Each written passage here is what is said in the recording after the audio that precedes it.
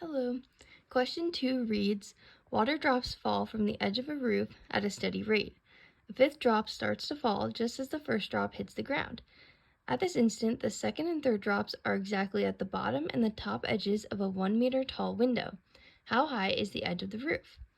So basically, I started by drawing a diagram. So we have our 1 meter tall window, we have the ground, we have our ledge, and we have our 5 total raindrops. And as illustrated by the problem, we have 3 and 2 at the edges of the window. And so using the information that I also highlighted in the problem, we can begin by, I first wanted to calculate the drip time, or like a drop time. And we can do this in between the areas between drop 3 and 2. Basically because we know that the areas outside of this would be the total, because this is what we know is between 3 and 2, which is a distance of 1 meter. And so basically, as I just stated, 1 meter is the distance between drops 2 and 3.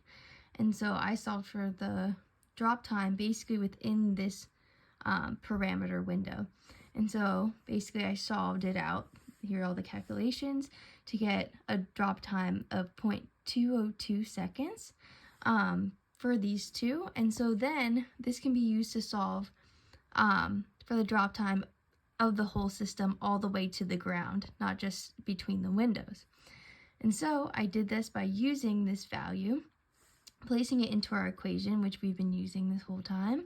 We know that the acceleration is 9.8, and we also know that the drops between the ground is going to be 4, because 1, 2, 3, 4, that's the distance in between both of those, or all the drops. And so then we do 9.8, and then we do times 4 times our drop time over 2.